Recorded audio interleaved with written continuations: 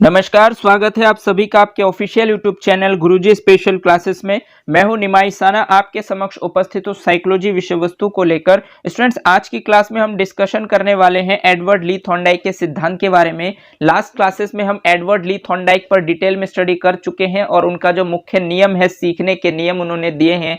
दो प्रकार के उन्होंने सीखने के नियम दिए, एक आते हैं आपके प्राथमिक नियम और दूसरा होता है द्वितीयक नियम।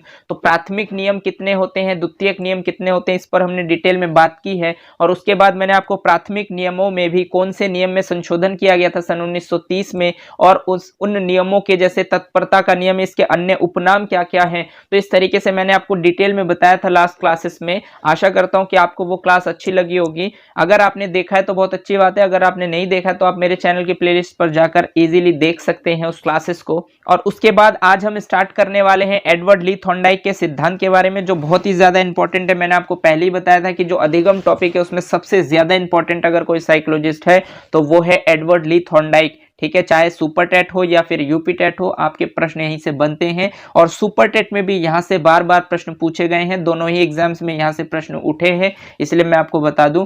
तो चलिए आज स्टार्ट करेंगे हम एडवर्ड ली थॉर्नडाइक के जो सिद्धांत है उसके बारे में। तो सबसे ज्यादा इंपॉर्टेंट है, ध्यान रखिएगा ये टॉपिक। तो जानते हैं कि एडवर्ड ली थॉर्नडाइक के जो सिद्धांत है उस सिद्धांत का इंग्लिश नेम क्या है। तो स्टूडेंट्स, उस सिद्धांत को हम जानते हैं बॉन्डिंग थ्योरी के नाम से, ठीक, या फिर उसी सिद्धांत को हम अन्य नाम जानते हैं एसआर टाइप लर्निंग थ्योरी के नाम से। और इसके अलावा एक और नाम है जिसका नाम है ट्रायल एंड एरर थ्योरी। तो ध्यान रखेंगे स्टूडेंट्स, ये तीनों नेम आप कि ट्रायल एंड एरर थ्योरी या फिर एसआर टाइप लर्निंग थ्योरी या फिर बॉन्डिंग थ्योरी, क्योंकि स्टूडेंट्स ये जो नेम है इंग्लिश नेम, ये एडवर्ड ली थॉर्नडाइक के द्वारा ही दिए गए हैं। उन्होंने जब भी अपनी इस थ्योरी को पब्लिश किया तो उन्होंने इन नामों से ही पब्लिश किया। बट ये जो नीचे आप देख रहे हैं, संबंधवाद का सिद्धांत, उद्दीपक अनुक्रिया का सिद्धांत, प्रयत्न और भूल का सिद्धांत, या फिर प्रयास एवं त्रुटि का सिद्धांत और संयोजनवादी सिद्धांत, ये जो नाम है ये इंग्लिश नेम को ट्रांसलेट किया गया है। और ये काम है हमारे देश के जो एग्जामिनर्स होते हैं, हमारे आयोग हैं, जो सुपर टेट के जो आयोग हैं उनके द्वारा और यूपी टेट के आयोग के द्वारा ये नाम चेंज किए जाते हैं। जो एग्जामिनर, जो बड़े बड़े एग्जामिनर्स बैठकर एग्जाम को सेट करते हैं, क्वेश्चंस पेपर को तैयार करते हैं, तो वो ऐसे ऐसे नामों में संशोधन करते हैं, चेंजेस करते हैं, बदलाव करते हैं और इस तरीके से बच्चों के सामने लाते हैं ताकि बच्चे इसमें कंफ्यूज हो जाएं। तो स्टूडेंट्स, मैं आपको बता दूं कि अगर आप एग्जाम्स देते हैं तो आपको पता होगा कि एक तरफ आपको जो क्वेश्चंस होते हैं वो हिंदी में दिखते हैं, लिखे हुए होते हैं, और दूसरी तरफ आपको इंग्लिश में लिखे हुए होते हैं। ठीक, तो अगर आप मान लीजिए कि आप एक थ्योरी को पढ़कर जा रहे हैं, जैसे कि आपने पढ़ा यहां से प्रयत्न और भूल का सिद्धांत, बट हो सकता है कि आपके एग्जाम्स में जो क्वेश्चंस पेपर है उसमें लिखा है उद्दीपक अनुक्रिया का सिद्धांत, तो वहां पर आप कंफ्यूज हो जाएंगे कि सर ने तो हमें ये नहीं बताया था, सर ने हमें सिर्फ प्रयत्न और भूल का सिद्धांत बताया, बट यहां पर उद्दीपक अनुक्रिया का सिद्धांत आया। तो वहां पे बच्चा क्या करता है, कंफ्यूज हो जाता है। ठीक, हो सकता है वो कंफ्यूजन में क्वेश्चंस को गलत कर जाए। बट मैं आपको बता दूं कि अगर आप इन इंग्लिश नेम को ध्यान रखेंगे तो अगर मान लीजिए आपको चारों ऑप्शनों में एक ऑप्शन में डाउट हो रहा है, दो ऑप्शनों में, और आप कंफ्यूज हो रहे हैं, तो आप जो बाइलिंगुअल साइड है, यानी कि जो राइट साइड में आपको इंग्लिश नेम देखते हैं, तो उसमें आप देखेंगे या तो उसके सामने बॉन्डिंग थ्योरी लिखा होगा, या फिर एसआर टाइप लर्निंग थ्योरी लिखा होगा, या फिर ट्रायल एंड एरर थ्योरी भी लिखा हुआ मिल सकता है। तो उससे आपका जो कंफ्यूजन है वो क्लियर हो जाएगा और आप स्पष्ट रूप से क्वेश्चंस के राइट ऑप्शन तक पहुंच पाएंगे। ये जो कंडीशंस होते हैं ये सभी बच्चों के साथ होते हैं, और इसी तरीके से जो एग्जामिनर्स है वो प्रश्नों के जो ऑप्शनों के जो नाम है, थ्योरीज के जो नाम है, उसमें चेंजेस करते हैं ताकि बच्चे कंफ्यूज हो जाए। तो देखिए, हिंदी में तो ये चेंजेस कर सकते हैं, बट जो इंग्लिश है उसमें तो वे चेंज नहीं कर सकते, क्योंकि इंग्लिश जो नेम है वो एडवर्ड ली थॉर्नडाइक के द्वारा जो नाम दिए गए हैं वही आपको बताने हैं, आप अपनी तरफ से कुछ नहीं कर सकते। तो इसीलिए स्टूडेंट्स, आपके लिए सबसे ज्यादा स्ट्रांग हो जाता है कि आप यदि उसके इंग्लिश नेम को ध्यान रखते हैं। जो स्ट्रेटजी मैं फॉलो करता हूं उसी को ही मैं आपको बताने की कोशिश कर रहा हूं। हो सकता है कि आपकी अलग प्लानिंग हो, आप अलग तरीके से पढ़ते हैं, बट मेरा ये तरीका अगर आपको अच्छा लगे तो इसे फॉलो कीजिएगा। तो स्टूडेंट्स, एडवर्ड ली थॉर्नडाइक का जो सिद्धांत है इसको हम जानते हैं बॉन्डिंग थ्योरी, ध्यान रखिएगा, और इसी थ्योरी का एक नाम है एसआर टाइप लर्निंग थ्योरी, और इसी को ही हम जानते हैं trial and error theory.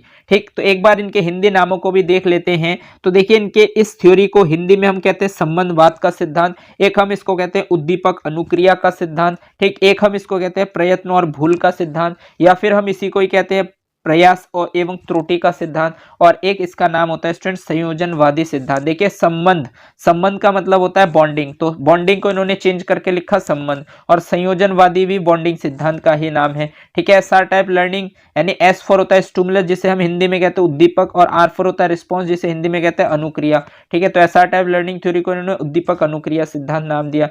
Trial means होता है प्रयास, ठीक है, और एरर मीन्स होता है भूल, तो इसीलिए इसको प्रयत्न और भूल का सिद्धांत भी कहते हैं, और प्रयास एवं त्रुटि का सिद्धांत। ज्यादातर आपको ये दो ऑप्शन दिखे होंगे, और उद्दीपक अनुक्रिया का सिद्धांत भी देखने को मिल सकता है, तो ध्यान रखेंगे कि उद्दीपक अनुक्रिया सिद्धांत अगर आपसे पूछ लिया जाए तो उसको देने वाले कौन है, एडवर्ड ली थॉर्नडाइक। तो स्टूडेंट्स जो मैं बताना चाह रहा था आपको पता चल चुका होगा कि इसके हिंदी नेम और इंग्लिश नेम दोनों को ही ध्यान रखने पड़ते हैं, बट अगर आप दोनों नेम को ध्यान रखेंगे और खासकर इंग्लिश नेम को, तो आपका कंफ्यूजन नहीं होगा। ठीक, तो इसीलिए जो स्ट्रेटजी मैं फॉलो करता हूं वही आपको बता रहा हूं। तो चलिए, आपने जाना कि एडवर्ड ली थॉर्नडाइक का जो सिद्धांत है वो इसके कौन कौन से नाम है और किस किस नाम से पूछा जाता है। आशा करता हूं कि यहां तक आपको क्लियर हो गया होगा। अगर आपको कोई भी डाउट्स है तो कमेंट करके पूछ सकते हैं। नेक्स्ट हम आगे बढ़ते हैं और देखते हैं इनकी थ्योरी में और क्या क्या है। तो स्टूडेंट देखिए, जो एडवर्ड ली थॉर्नडाइक साहब है वो एक एक्सपेरिमेंट कर रहे थे, और वो एक्सपेरिमेंट जिस पर कर रहे थे तो उन्होंने एक बॉक्स लिया और इस बॉक्स को उन्होंने नाम दिया पजल बॉक्स। ठीक है, जिसको हिंदी में हम कहते हैं भूल भुलैया बॉक्स। तो ध्यान रखेंगे ये भी प्रश्न एक बार पूछा गया है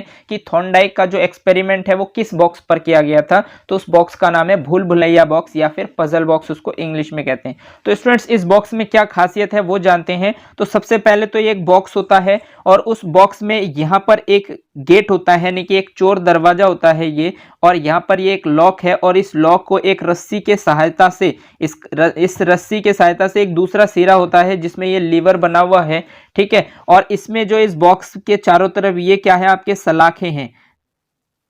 ठीक, तो ये सलाखें बनाए हैं एडवर्ड ली थॉर्नडाइक ने, और वो क्या करते हैं, इस बॉक्स के बाहर एक बर्तन में वो मृत मछली रख देते हैं जो भोजन के रूप में बिल्ली को दिया जाता है। ठीक, देखिए जो ये भूल भुलैया बॉक्स है आपके सामने, आप देख पा रहे होंगे कि एक लॉक है जो चोर दरवाजे के साथ कनेक्ट है, और इसमें एक रस्सी बंधी हुई है एक सिरे पर, और इस रस्सी का दूसरा सिरा एक लीवर पुल से कनेक्ट है। ठीक है, और ये इस बॉक्स के अंदर देखिए ये रस्सी है। ठीक है, और ये सलाखें आपको दिख रहे होंगे। ठीक है, इस तरीके से उन्होंने सलाखें बना रखे हैं। ठीक है, और इस सलाखों के सामने बाहर एक बर्तन है जिसमें मृत मछली को रखा गया है, और इस जो रस्सी का एक सिरा जो है वो लीवर के साथ कनेक्ट है, और इस बॉक्स के अंदर उन्होंने एक बिल्ली को रख दिया। ठीक, अब वो ये और इस बॉक्स का नाम आप जरूर ध्यान रखेंगे, पजल बॉक्स, जिसे हम कहते हैं भूल भुलैया बॉक्स। ठीक, तो स्टूडेंट सबसे पहले जो एडवर्ड ली थॉर्नडाइक ने क्या किया, एक पजल बॉक्स बनाया, और उस पजल बॉक्स के बाहर ये मृत मछली को रख दिया एक बर्तन में। ठीक है, भोजन के रूप में, और इस मृत मछली को रखने के बाद इस पजल बॉक्स में उन्होंने एक बिल्ली को बंद कर दिया। ठीक, और ये बिल्ली जो है वो भूखी थी, एक दिन से उसने कुछ खाना पीना नहीं किया था, तो उसे भूख लग रही थी, तो वो भूखी बिल्ली को रखा उन्होंने और उसको भोजन दिया, लेकिन उसको इस पजल बॉक्स के अंदर बंद कर दिया, और इस पजल बॉक्स के बाहर उन्होंने भोजन को रख दिया। अब वो देखना चाह रहे थे कि ये जो भी भूखी बिल्ली है बॉक्स के अंदर, ये कैसे अपने भोजन को प्राप्त करती है। तो जब उन्होंने एक्सपेरिमेंट शुरू किया उसके काफी लंबे समय तक, 1 से 1.5 दिन हो गए, लेकिन बिल्ली किसी भी तरीके से उस भोजन को प्राप्त नहीं कर पाई। ठीक, और थॉर्नडाइक साहब यही देखना चाह रहे थे कि कब ये बिल्ली जो है उस भोजन को प्राप्त करे। तो इसमें क्या होता है स्टूडेंट्स कि वो 1 से 1.5 दिन तक जब बिल्ली भोजन को प्राप्त नहीं कर पाई, अचानक से क्या होता है कि उसका जो ये पैर है, हाथ है, वो इस लीवर पर पड़ता है, यानी कि इस लीवर पुल पर पड़ता है, और ये जो चोर दरवाजा है, रस्सी के हेल्प से जो इसका दूसरा सिरा कनेक्ट है चोर दरवाजे से, ये लॉक ओपन हो जाता है और बिल्ली यहाँ से बाहर आकर इस भोजन को प्राप्त कर लेती है। तो सीधा सीधा कनेक्शन इस लीवर पुल से है। जैसे ही बिल्ली इस लीवर पुल को दबाती है, चोर दरवाजा खुल जाता है और बिल्ली को जो है, बिल्ली आसानी से निकलकर अपने भोजन को प्राप्त करती है। तो ऐसा कब हुआ, 1 से 1.5 दिन बाद, यानी कि बिल्ली भूखी थी, ऊपर से उसे 1-1.5 दिन तक भोजन प्राप्त नहीं हो पाई। वो प्रयास करती रही, लेकिन बहुत बार उसने प्रयास किए और बहुत सारी गलतियां की। अचानक से, यहाँ तक कि उसको किसी ने सिखाया भी नहीं, अचानक से उसका पैर जो है इस लीवर पुल पर पड़ता है और ये चोर दरवाजा खुल जाता है और बिल्ली अपने भोजन को प्राप्त कर लेती है। और इस एक्सपेरिमेंट के बाद थॉर्नडाइक ने दोबारा एक्सपेरिमेंट किया, दोबारा वही रिजल्ट कि बिल्ली को भोजन प्राप्त तो हुआ, बट काफी लंबे समय के बाद, यानी कि इतने लंबे समय के बाद कि मान लीजिए कि जहां पर उसने पहले दिन 1.5 दिन में, यानी कि लगभग 36 घंटे में उसने भोजन को प्राप्त किया था, तो आज 30 घंटे में उसने भोजन को प्राप्त किया। उसके बाद थॉर्नडाइक साहब ने दोबारा एक्सपेरिमेंट किया और उसमें क्या हुआ कि बिल्ली ने 28 घंटे में अपने भोजन को प्राप्त कर लिया। उसके बाद फिर से एक्सपेरिमेंट किया और इस तरीके से वो करते गए और एक टाइम ऐसा आया कि वो जैसे ही इस पजल बॉक्स के अंदर बिल्ली को रखते हैं और बाहर भोजन को रख देते हैं तो बिल्ली क्या करती है, तुरंत लीवर पुल को प्रेस करती है और चोर दरवाजे से बाहर निकलती है और अपने भोजन को प्राप्त करती है। तो थॉर्नडाइक साहब ये समझाना चाह रहे थे कि ना तो ये बिल्ली कभी स्कूल गई, ना ही इसने किसी टीचर से स्टडी की, बट इसने क्या किया, अभ्यास कर करके पहले तो इसने बहुत सारी गलत अनुक्रियाएं की और गलत अनुक्रियाओं को करते करते उसने अचानक से, हालांकि उसको बताया तो किसी ने भी नहीं था कि इस लीवर पुल के साथ इसका कनेक्शन है, बट बिल्ली ने अपने आप स्वयं ही इस लीवर पुल को उससे गलती से दबा और चोर दरवाजा खुला और उसे भोजन की प्राप्ति हुई। और एक ऐसा टाइम भी आया कि बिल्ली को पता चल चुका था कि सारा खेल लिवरपूल का है। तो जैसे ही थॉर्नडाइक साहब इस बिल्ली को बंद करते हैं तो वो तुरंत लिवरपूल को, यानी कि बिना समय गवाए वो तुरंत लिवरपूल को प्रेस करती है और अपने भोजन को प्राप्त करती है। तो थॉर्नडाइक साहब ये सिखाना चाह रहे थे कि अधिगम तो एक पशु भी कर सकते हैं और बार बार गलत अनुक्रियाएं करके भी कर सकते हैं,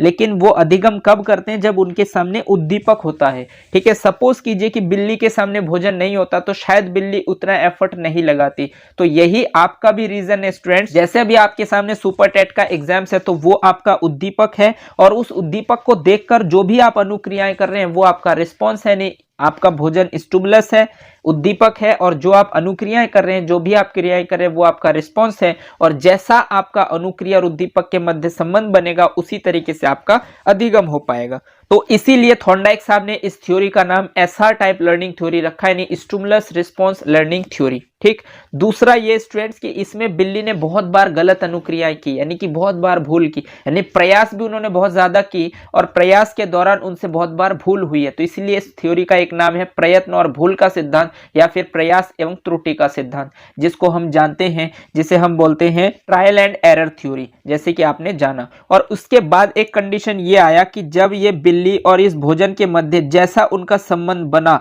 जैसे ही बिल्ली भोजन को देखती उसे प्राप्त करने के लिए वो कुछ ना कुछ प्रयास करती और प्रयास करते करते ऐसा कंडीशन हुआ कि इनके मध्य संबंध ऐसा स्थापित हुआ कि अंत में बिल्ली को पता चल गया कि सारा खेल इस लिवरपूल का। इसलिए जैसे उसको बंद करते थॉर्नडाइक साहब तो बिल्ली पहले ही लिवरपूल को दबाती और भोजन को प्राप्त कर लेती। तो इसका मतलब उनके मध्य जैसा संबंध स्थापित यानी बॉन्ड जैसा बना तो वैसे ही उसका अधिगम हो पाया। तो इसलिए उन्होंने इसका नाम बॉन्डिंग थ्योरी रखा। आपने इसको संबंधवाद का सिद्धांत के नाम से भी जानते हैं और इसे संयोजनवाद के सिद्धांत के नाम से जानते हैं। आशा करता हूं कि ये पूरी कहानी आपको क्लियर हो गई होगी और जितने नाम मैंने आपको बताए हैं जो थॉर्नडाइक साहब ने दिए हैं वो सारे आपको क्लियर हो गए होंगे और इस टॉपिक से रिलेटेड जो भी आपके प्रश्न आएंगे वो आप इजीली मार्क कर पाएंगे। ध्यान रखिएगा, यहां से पूछा जा सकता है एक प्रश्न कि जो थॉर्नडाइक साहब ने एक्सपेरिमेंट किया था उस बॉक्स का क्या नाम है। तो ध्यान रखेंगे उस बॉक्स का नाम पजल बॉक्स है और हिंदी में हम उसको कहते हैं भूल भुलैया बॉक्स। ठीक, अब थॉर्नडाइक साहब ये समझाना चाह रहे थे कि जब आप उद्दीपक को देखते हैं, स्टिमुलस को देखते हैं, तभी आप अनुक्रिया करते हैं और जैसे ही आप अनुक्रिया करते हैं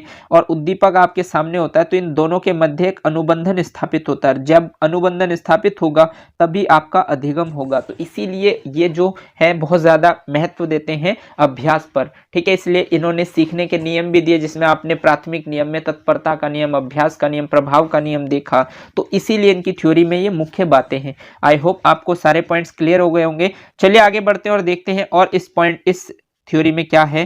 तो स्टूडेंट्स, इस थ्योरी में कुछ निष्कर्ष बिंदु हैं जिनके बारे में आपको पता होना चाहिए।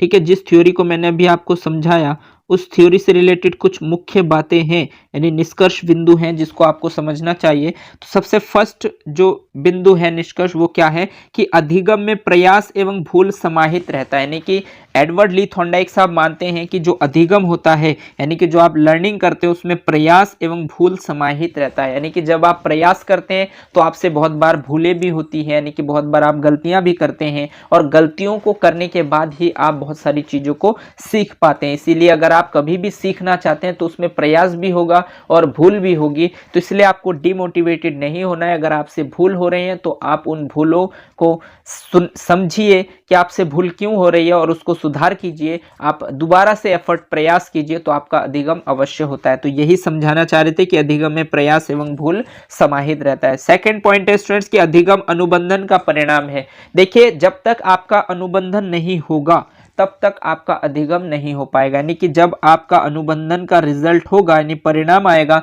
तभी आपका अधिगम होगा, ऐसा मानते हैं आपके थॉर्नडाइक साहब। तो अधिगम में अनुबंधन का परिणाम होता है और इसीलिए इसको हम संबंधवाद का सिद्धांत भी कहते हैं, क्योंकि अधिगम में अनुबंधन बहुत ज्यादा जरूरी है। ठीक, नेक्स्ट पॉइंट उन्होंने बताया कि अधिगम में समय लगता है। देखिए, अधिगम में समय जरूर लगता है, इस बात को ध्यान रखेंगे, क्योंकि आपके सामने जो छोटे छोटे बच्चे होंगे वो बच्चे बहुत बार गलतियां करेंगे और बहुत बार गलतियां करेंगे और धीरे धीरे वो चीजों को सीखेंगे। तो इस बात को ध्यान रखिएगा कि जो बिल्ली है उसने भी बहुत बार गलतियां की है और जब उसका अनुबंधन हुआ तब उसे जो है चीजें प्राप्त हो गए, यानी कि उसे अधिगम हो गया। तो इसका मतलब उसमें क्या हुआ, देरी हुई। इसलिए आपको ये बात भी ध्यान रखनी है कि जो बिल्ली है उसको जैसे ही थॉर्नडाइक साहब ने बंद किया था तो उसने भोजन को प्राप्त नहीं किया था।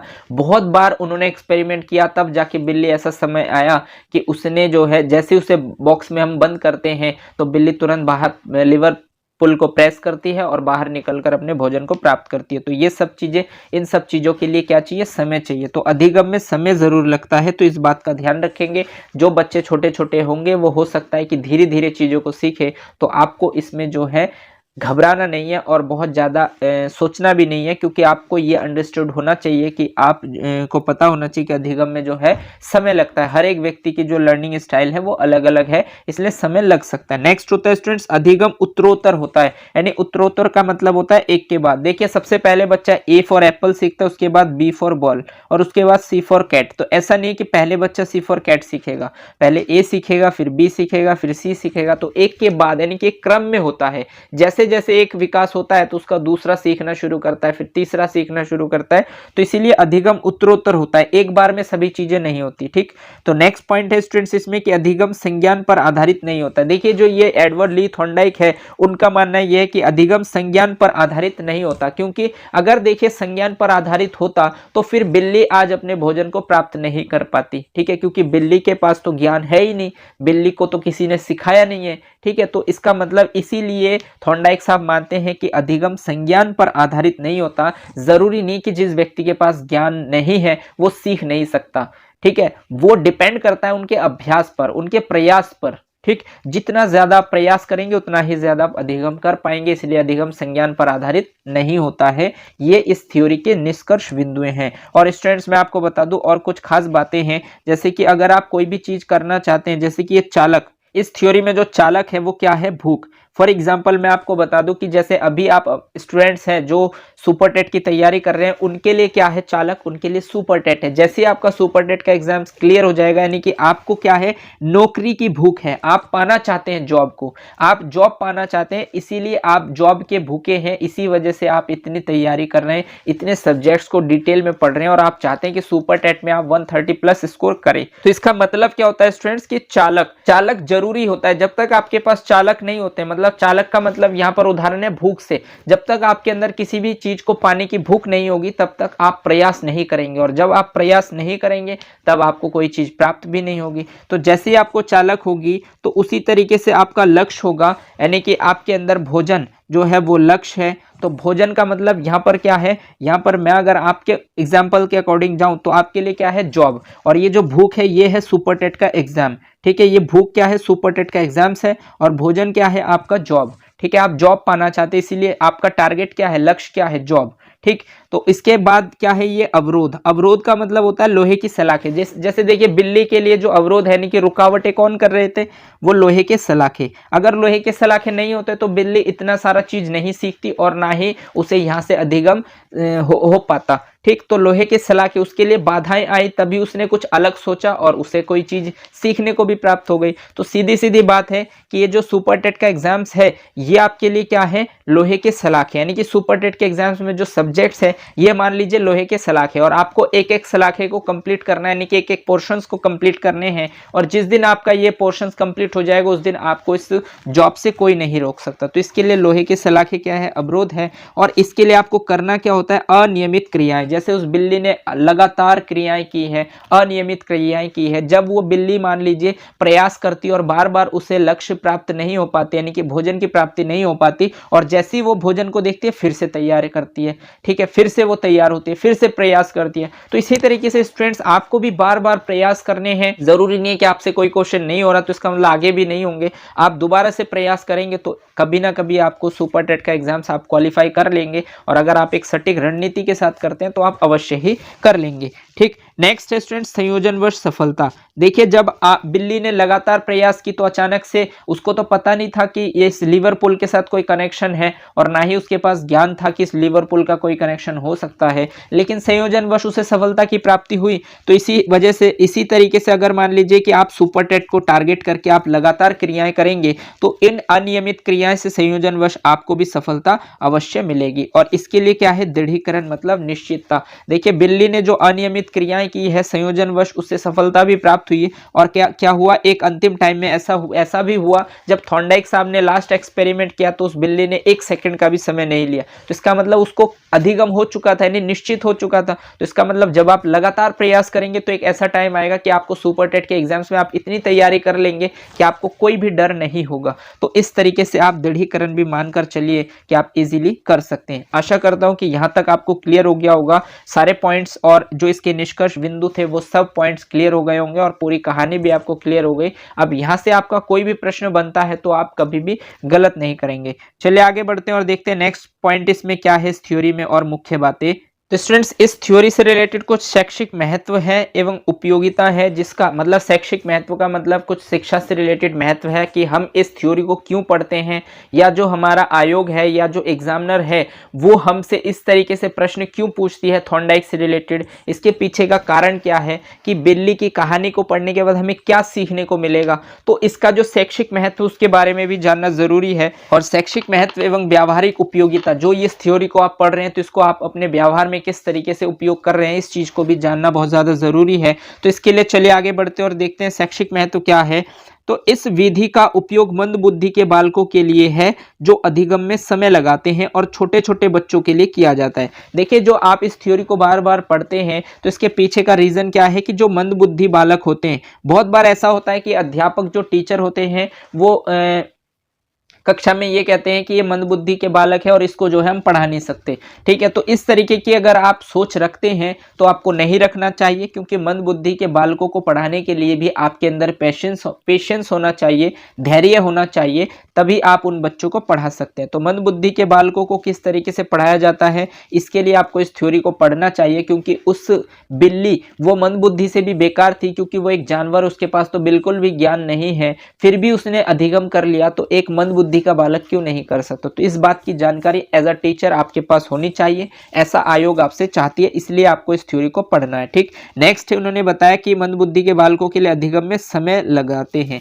यानी कि जो मंदबुद्धि के बालक होते हैं अधिगम में समय तो जरूर लगाते हैं, और जैसे बिल्ली ने लगाए तो उस तरीके से कोई भी व्यक्ति जो है समय लग सकता है, लेकिन अधिगम पॉसिबल है। और ये छोटे छोटे बच्चों के लिए इसीलिए है क्योंकि आपको पता है कि जो छोटे बच्चे होते हैं वो दुनिया के लिए अनजान होते हैं, वो पहली बार कोई चीज सीखने के लिए आते हैं, तो बहुत बार आपसे प्रश्न करते हैं और बहुत गलत अनुक्रियाएं भी करते हैं, और धीरे धीरे वो चीजों को सीख पाते हैं। इसीलिए इस थ्योरी को आप डिटेल में पढ़ते हैं, और आयोग द्वारा यहाँ से प्रश्न पूछने का एक ही मकसद है, और वो ये है कि अगर आप थॉर्नडाइक को पढ़कर आए हैं तो आप छोटे बच्चों को आसानी से पढ़ा सकते हैं। आपके अंदर पेशेंस होगी, क्योंकि आपने बिल्ली वाली कहानी जरूर सुनी होगी, तो इसीलिए इसका शैक्षिक महत्व है हमारे साथ। आशा करता हूं कि आपको ये पॉइंट क्लियर हो गया होगा। चलिए आगे बढ़ते हैं। नेक्स्ट पॉइंट है कि शिक्षक इस सिद्धांत के द्वारा ही समझते हैं कि बालक विभिन्न कौशलों को सीखने की प्रक्रिया में गलतियां कर सकता है। देखिए, अगर आप इस थ्योरी को पढ़कर आते हैं तो आपको अवश्य पता होगा कि बालक जो है विभिन्न कौशलों को सीखने, जब वो नए नए स्किल्स को सीखने जाते हैं तो उस प्रक्रिया में गलतियां तो उनसे होती ही है, और ये स्वाभाविक है कि गलतियां करेंगे। तो आप कभी ये मत सोच लेना कि कोई बच्चा गलती कर रहा है तो आप उस पर जो है उसकी पिटाई करते हैं या उसकी डांट लगाते हैं। आपको ये पता होना चाहिए कि सीखने में यानी अधिगम में गलतियां स्वाभाविक है, और वो अवश्य होता है। आपसे भी हुआ होगा, बट हो सकता है वो आपके लिए इजी है, इसलिए आप बच्चों पर भी उम्मीद रख रहे हैं कि मेरे से हो जाएगा तो बच्चों से क्यों नहीं हो पाएगा। लेकिन वो छोटे बच्चे, उनकी मानसिक स्थिति कमजोर है, तो उस बच्चे के हिसाब से उस चीज को सीखने में हो सकता है समय ज्यादा भी लग सकता है। इसीलिए इस बात की जानकारी आपके अंदर होना चाहिए, इसलिए आप इस थ्योरी को पढ़ रहे हैं। चलिए आगे बढ़ते हैं और देखते हैं नेक्स्ट पॉइंट क्या बताता है इस थ्योरी में। तो नेक्स्ट पॉइंट है स्टूडेंट्स कि इस सिद्धांत के आधार पर बार बार के अभ्यास से बालक की आदतों में सुधार किया जा सकता है। मतलब इस सिद्धांत को अगर आपने पढ़ा तो आपने देखा कि बिल्ली ने बार बार प्रयास किए हैं, तो अगर आप भी या बालक को भी आप बार बार अभ्यास कराते हैं तो उसकी आदतों में आप सुधार कर सकते हैं एवं उसकी गलतियों को कम किया जा सकता है। यानी कि जब आप बार बार अभ्यास करते हैं तो आपकी हैबिट्स में चेंजेस आते हैं और आपकी गलतियां भी कम हो जाती है। ठीक है, तो जो छोटे बालक होते हैं उनको बार बार अभ्यास करा के उनकी आदतों में आप सुधार कर सकते हैं और उनकी गलतियों को कम कर सकते हैं, वो हमें इस थ्योरी से सीखने को मिलता है। और नेक्स्ट पॉइंट है स्टूडेंट्स इसी में लास्ट पॉइंट कि यह सिद्धांत बताता है कि सीखने हेतु कार्य को दोहराना आवश्यक है। देखिए यह सिद्धांत जो है मेनली ये बताता है कि अगर आप सीखना चाहते हैं तो सीखने के लिए आपको दोहराना आवश्यक है। मतलब अगर आप कोई चीज कोई भी कार्य सीखना चाहते हैं तो उसके लिए आपको दोहराना जरूरी है। जब आप बार बार प्रयास करते हैं, दोहराते हैं, प्रैक्टिस करते हैं तो आप जरूर कुछ ना कुछ सीखते हैं। और आपने एक थॉट तो जरूर सुना होगा और वो है प्रैक्टिस मेक्स अ मैन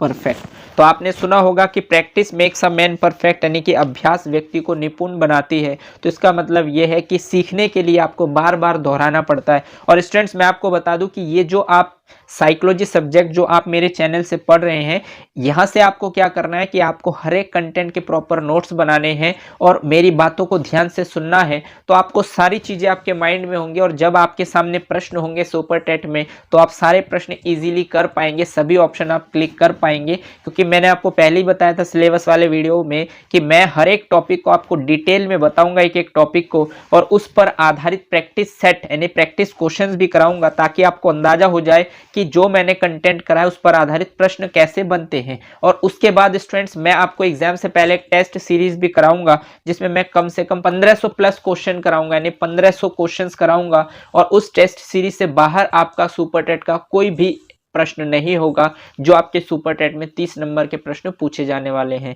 तो इसीलिए मैं इतनी कॉन्फिडेंस से कह रहा हूं क्योंकि मेरे पास एक्सपीरियंसेस है, मैंने दोनों एग्जाम्स में पढ़ाए हैं और मेरे पास ऑफलाइन पढ़ाने के एक्सपीरियंसेस है, इसलिए मैं आपको इतने कॉन्फिडेंसली और श्योरली बता पा रहा हूं। आशा करता हूं कि आपको ये सारे पॉइंट क्लियर हो गए होंगे। और एडवर्ड ली थॉर्नडाइक का जो सिद्धांत है प्रयास एवं त्रुटि का सिद्धांत या प्रयत्न एवं भूल का सिद्धांत, ये सिद्धांत भी आपको इजीली क्लियर हो गया होगा। आज के बाद आपको इस टॉपिक से रिलेटेड कोई भी डाउट्स नहीं होगा। इस तरीके से मैंने आपको समझाने की कोशिश की। अगर आपको कहीं पर भी कोई भी डाउट्स आता है तो आप कमेंट सेक्शन में मेरे से कमेंट करके पूछ सकते हैं। मैं कोशिश करूंगा कि आपके सभी डाउट्स को क्लियर करूं। आज के लिए बस इतना ही। अगर आपको ये क्लास अच्छी लगी हो तो इसे लाइक कीजिए, अपने दोस्तों के साथ शेयर कीजिए और अगर आपने चैनल को सब्सक्राइब नहीं किया है तो चैनल को सब्सक्राइब कर लीजिए, बेल आइकन को भी प्रेस कर दीजिए ताकि इसी तरीके के बेनिफिशियल वीडियो जब भी मैं आपके लिए बनाऊं तो आपको टाइम टू टाइम नोटिफिकेशन मिलते रहें। धन्यवाद। जय हिंद।